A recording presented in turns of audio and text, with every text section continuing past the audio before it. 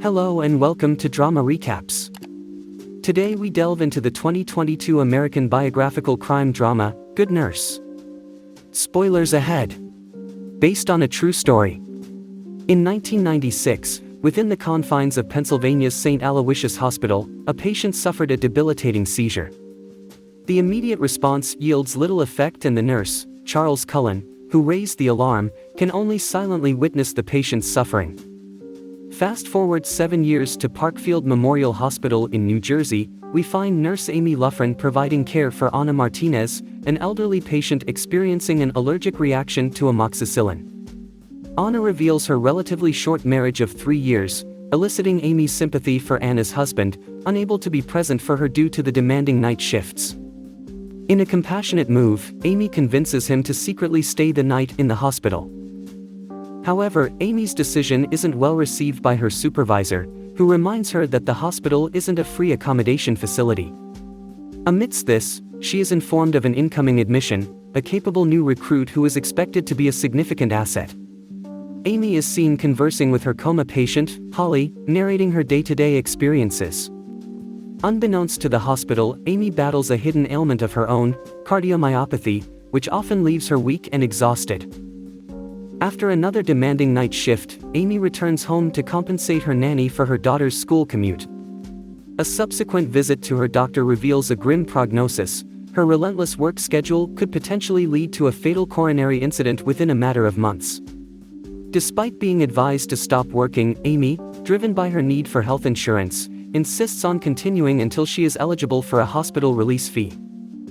The doctor advises her to instruct her daughters on what to do in the event of a cardiac arrest. Amy's financial struggles are exposed when she expresses surprise at the steep cost of her doctor's visit. At work, Amy encounters Charlie, the new addition to their team, engaged in inventory.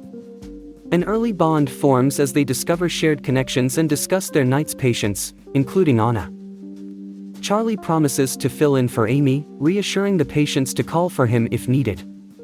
As they bond over an egg salad, they reveal that they each have 2 daughters, with Charlie's residing 6 hours away due to his ex's relocation.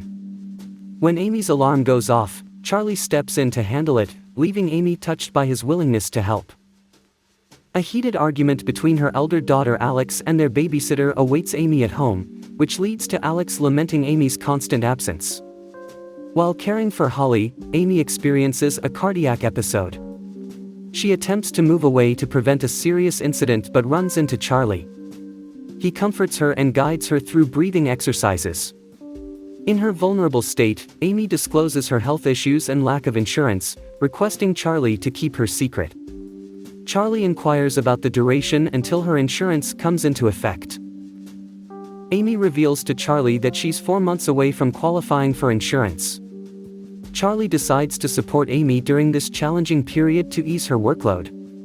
When they arrive at the hospital the next day, they find that Anna didn't survive the night. Amy is shocked and dismayed to find Anna's room neglected. Charlie opens up about his mother's death due to medical negligence during his childhood, which drove him to care for those in similar circumstances. Amy comforts Anna's husband while Charlie silently attends to the body. A span of 7 weeks sees detectives Tim Braun and Danny Baldwin probing into the peculiar circumstances surrounding Anna's demise. The hospital's risk manager, Linda Garan, reveals to the detectives the anomalies in Anna's case. When asked about Anna's remains, Linda informs them that Anna was cremated weeks ago, with her family still ignorant of her exact condition. The detectives vow to dig deeper, with Baldwin expressing particular intrigue. Charlie's bond with Amy's family deepens, much to the chagrin of Amy's daughters when their babysitter arrives, indicating the adult's departure for work. The detectives, during their investigation, come across Charlie's past involving trespassing and harassment charges, stemming from a fallout with a former colleague. The charges were eventually dismissed.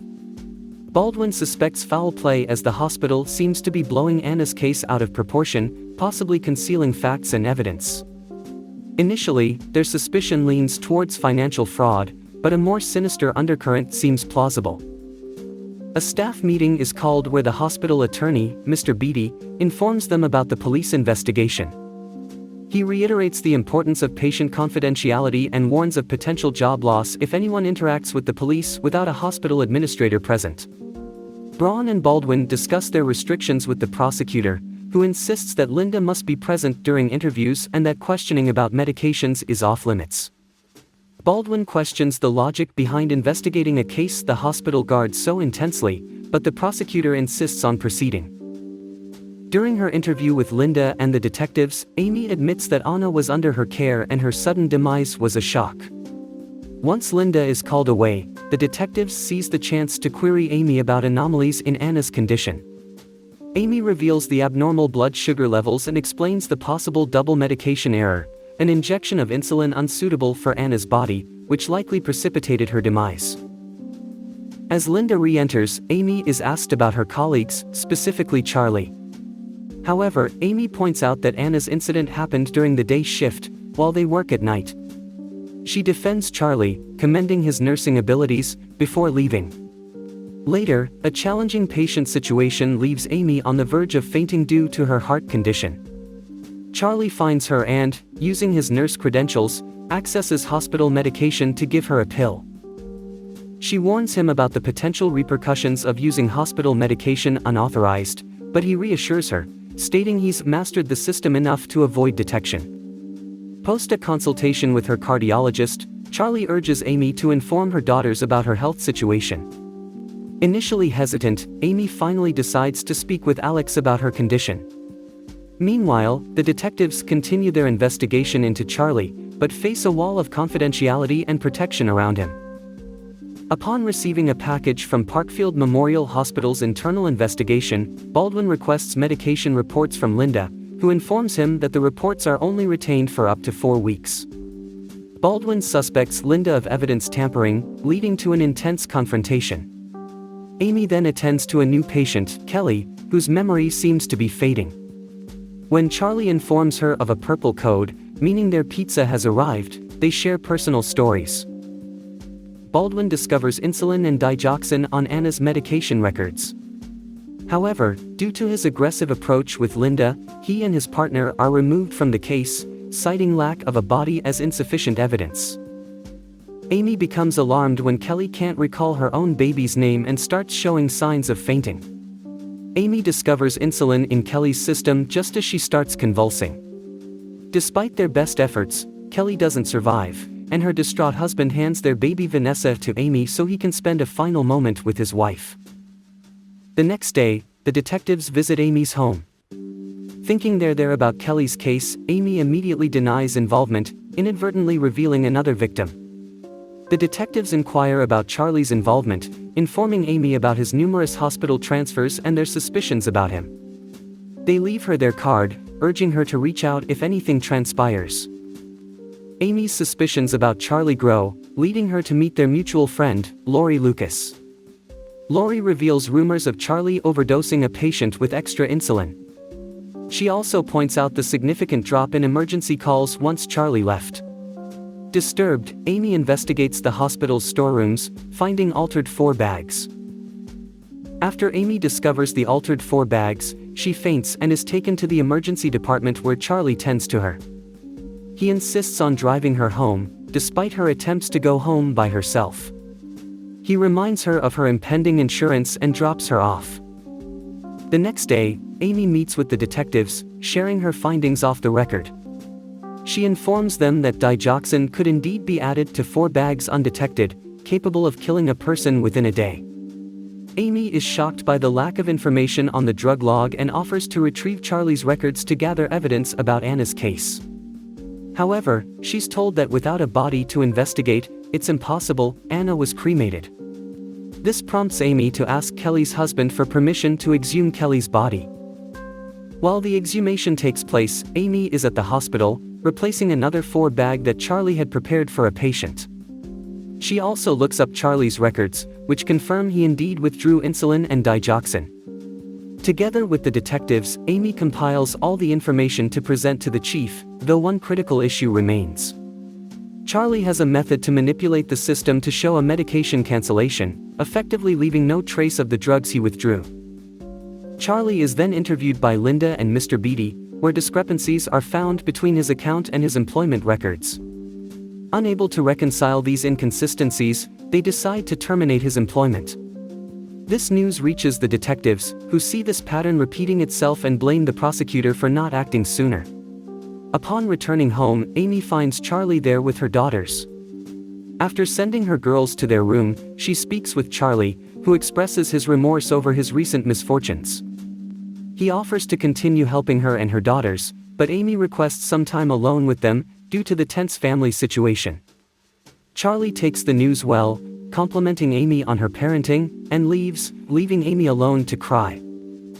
The next day, Amy calls Charlie from the detective station and records the call, apologizing for her previous day's behavior. They agree to meet for lunch on Saturday, where Amy will be wired to record their conversation. At the lunch, Amy learns that Charlie has secured a new job at Elmsworth Hospital, though he doesn't wish to discuss the events at Parkfield.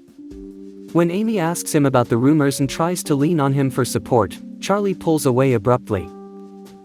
In an attempt to secure a confession from Charlie, Amy persists in her line of questioning. Charlie, however, evades her and leaves, claiming he has to go to his new job. The detectives subsequently manage to track him down and arrest him on his way to Elmsworth. During the interrogation, the detectives probe into Charlie's history of medical malpractice, highlighting a pattern of his victims being women. This leads them to speculate whether his actions relate to past relationships with his ex-wife or mother. However, Charlie breaks down under the pressure and refuses to continue the conversation, displaying a nervous tic that signals his mental instability. As they couldn't secure a confession, the detectives are forced to release him.